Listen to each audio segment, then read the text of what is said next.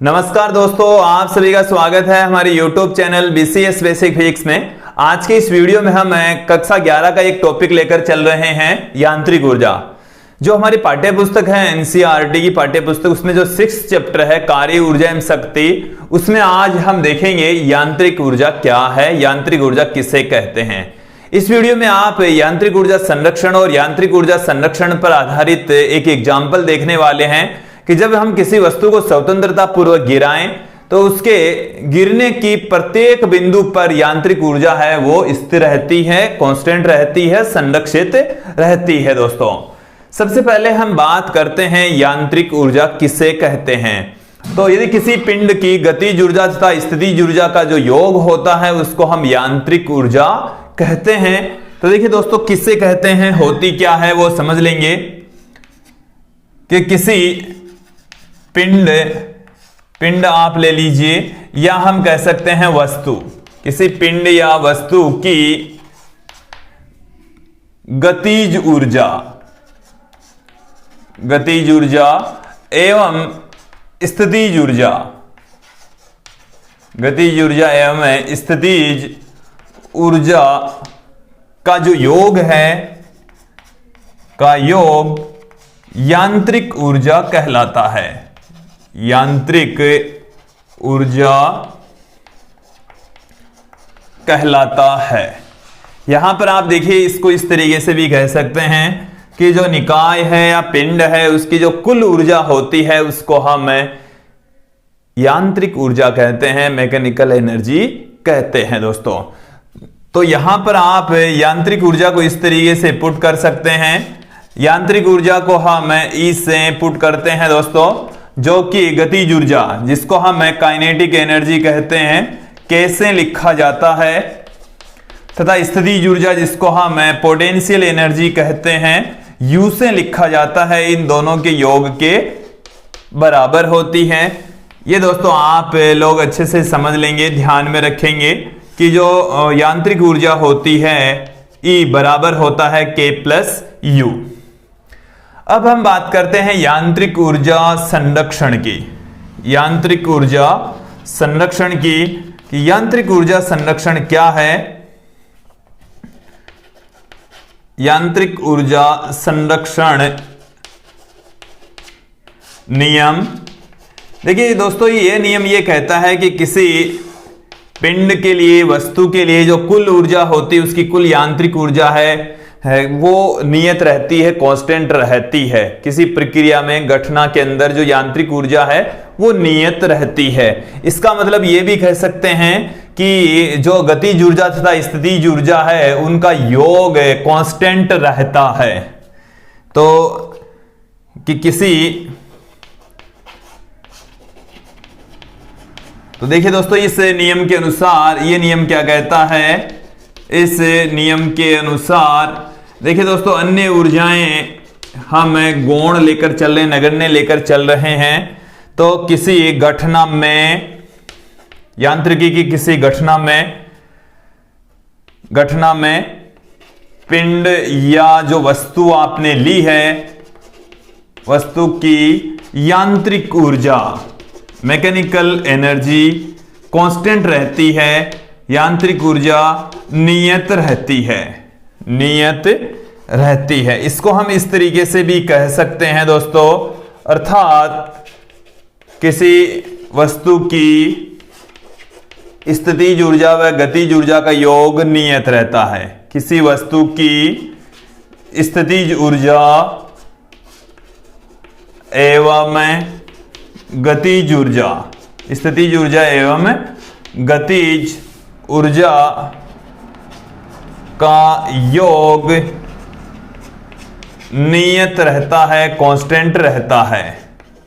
इसका मतलब समझ लेंगे दोस्तों क्या है कि जैसे आपके पास में कोई पिंड है तो उसकी गतिज ऊर्जा तथा स्थितिज ऊर्जा का योग कांस्टेंट रहता है, ई नियत रहेगा। जो यांत्रिक ऊर्जा है वो नियत रहती है।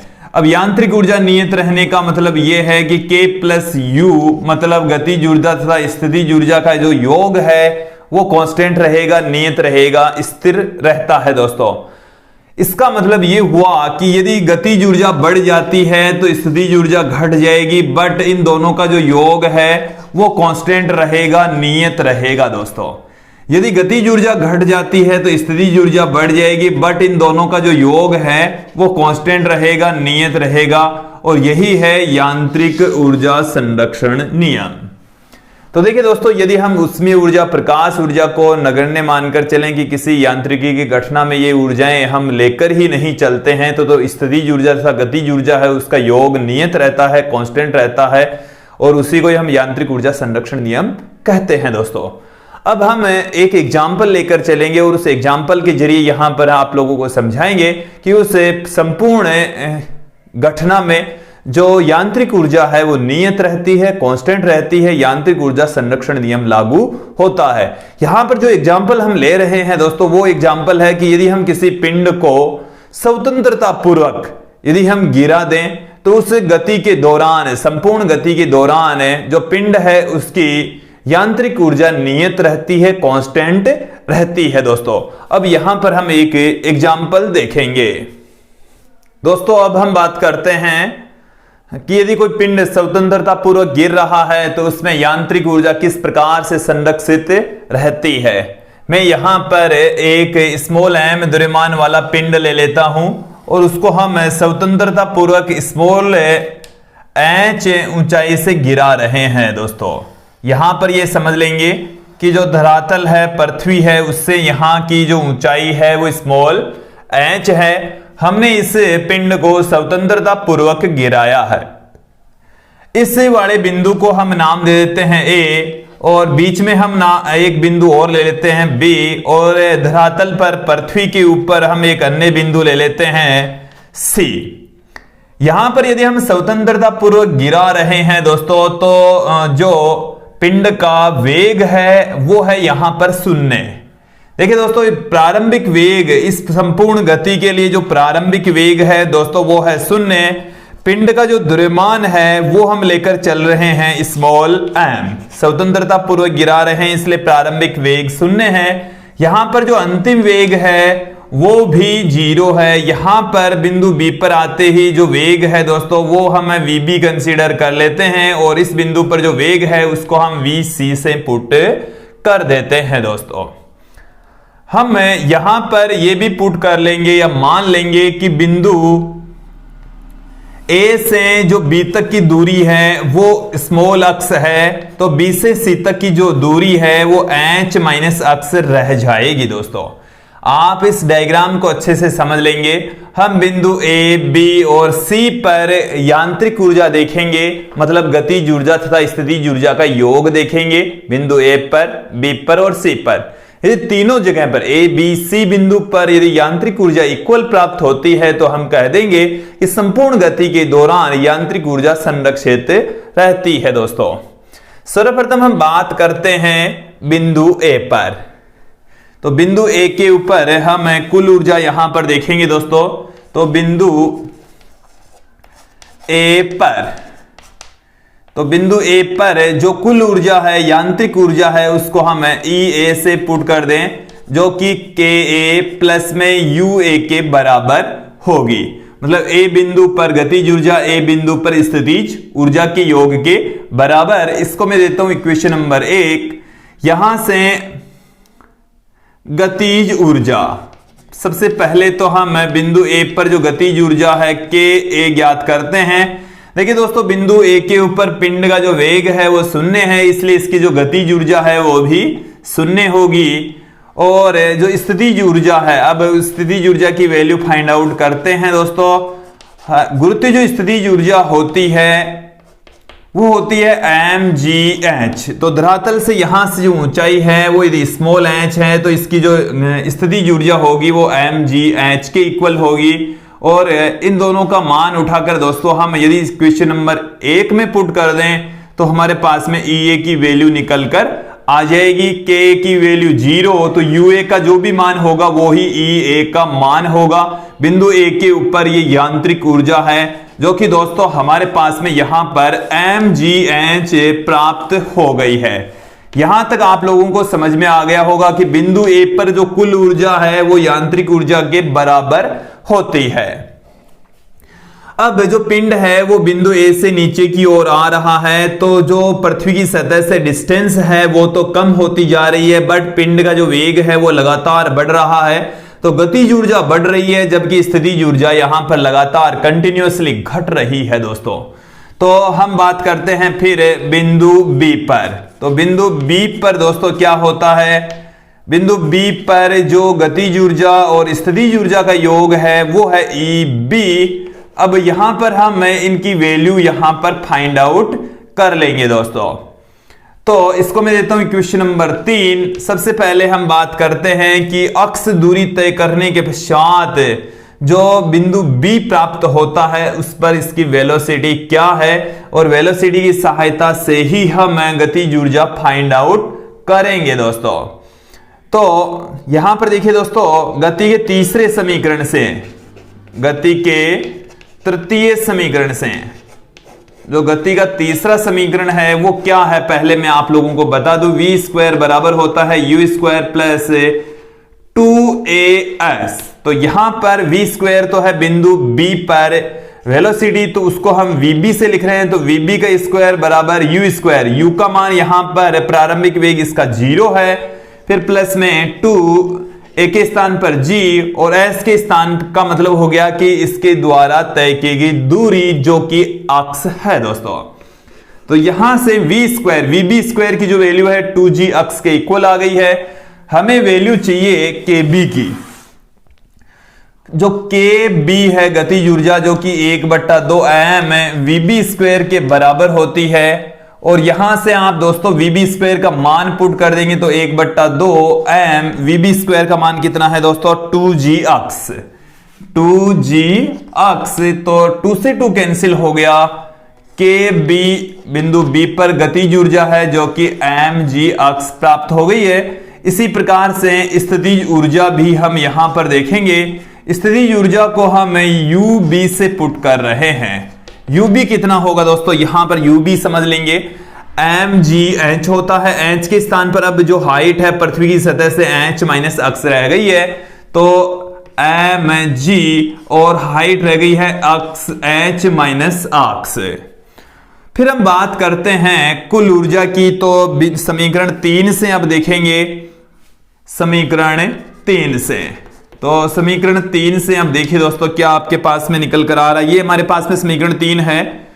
तो EB जो KB की वैल्यू है वो हमारे पास में आई mg अक्ष, फिर प्लस में UB का जो मान है दोस्तों वो हमारे पास में है mg h माइनस अक्ष। तो यहां से जब इसकी हम कैलकुलेशन करेंगे mg अक्ष plus mg h minus mg अक्ष, तो ये यहां से कट जाएगा। EB का जो मान है दोस्तों वो भी हमारे पास में mg h के बराबर प्राप्त होता है। तो हम बता देंगे कि बिंदु A पर और बिंदु B पर जो कुल ऊर्जा है, यांत्रिक ऊर्जा है, वो इक्वल रहती है mg h के। हमने 2 बिंदुओं पर देख लिया है दोस्तों। अब हम तीसरे बिंदु जो कि यहां पर बिंदु C है, इस बिंदु C के ऊपर भी हम कुल ऊर्जा मतलब गतिज ऊर्जा तथा स्थितिज ऊर्जा का योग फाइंड आउट करते हैं। गतिज ऊर्जा देखिए दोस्तों, यहां पर गतिज ऊर्जा तो होगी बट स्थितिज ऊर्जा शून्य हो जाएगी, क्योंकि यहां से हाइट यहां पर अब की बार 0 हो जाएगी। तो बिंदु C पर क्या निकल कर आएगा, बिंदु C पर तो यांत्रिक ऊर्जा संरक्षण नियम से बिंदु C पर आप देखेंगे कि EC बराबर KC प्लस UC। इसको मैं देता हूं इक्वेशन नंबर 5। जो UC है वो यहां पर 0 है दोस्तों। UC कितना है दोस्तों 0। तो KC का मान कितना है पहले हम गति के तीसरे समीकरण से ज्ञात कर लेते हैं। गति के तृतीय समीकरण से गति का जो तीसरा समीकरण है दोस्तों वो क्या होता है, v स्क्वायर बराबर होता है u स्क्वायर प्लस 2as। तो बिंदु C पर vc स्क्वायर कर दिया 0 प्लस 2g, और जो हाइट है अब के द्वारा तय की गई जो दूरी है वो h दूरी तय कर ली है। पिंड ने कितनी दूरी तय कर ली दोस्तों h। तो 2g s के स्थान पर h आ गया है। तो Kc का जो मान है 1/2 m इंटू Vc स्क्वायर, और यहां से हमारे पास में Vc की जो वैल्यू है दोस्तों वो है 2gh, 2 से 2 कैंसिल हो गया, Kc बराबर आ गया mgh। Kc की जो वैल्यू है बिंदु C पर गति ऊर्जा वो आ गई हमारे पास में mgh। Uc जो स्थिति ऊर्जा है बिंदु C पर, अब देखिए दोस्तों पृथ्वी से जो हाइट है वो शून्य रह गई है, इसलिए जो हाइट h का मान है 0, तो Uc बराबर भी 0 आ गया। अब हम बात करेंगे समीकरण 5 से। समीकरण 5 से यदि हम कुल ऊर्जा की बात करें तो Ec बराबर Kc का जो मान है दोस्तों वो है mgh और Uc का मान है वो है 0, तो यहां से Ec बराबर आपके पास में आ गया है दोस्तों mgh। Ec की वैल्यू है वो कितनी आ गई है दोस्तों mgh। तो आप यहां पर देखेंगे बिंदु A पर ऊर्जा, बिंदु B पर ऊर्जा तथा बिंदु C पर ऊर्जा। बिंदु A पर ऊर्जा को EA से लिखा, बिंदु B पर ऊर्जा को EB से लिखा, बिंदु C पर ऊर्जा को EC से लिखा, और तीनों ही बिंदुओं पर जो एनर्जी है, ऊर्जा है, वो दोस्तों बराबर प्राप्त हुई है, इक्वल प्राप्त हुई है, mgh के इक्वल प्राप्त हुई है। तो हम यहां पर बता देंगे कि बिंदु A पर, बिंदु B पर तथा बिंदु C पर यांत्रिक ऊर्जा का मान नियत रहता है, कांस्टेंट रहता है, mgh के बराबर रहता है। तो हम यहां पर बता देंगे कि दोस्तों किसी भी यांत्रिकी की घटना में जो यांत्रिक ऊर्जा है वो संरक्षित रहती है, कांस्टेंट रहती है, यांत्रिक ऊर्जा संरक्षण का नियम लागू होता है। दोस्तों आज के इस वीडियो में इतना ही। धन्यवाद दोस्तों।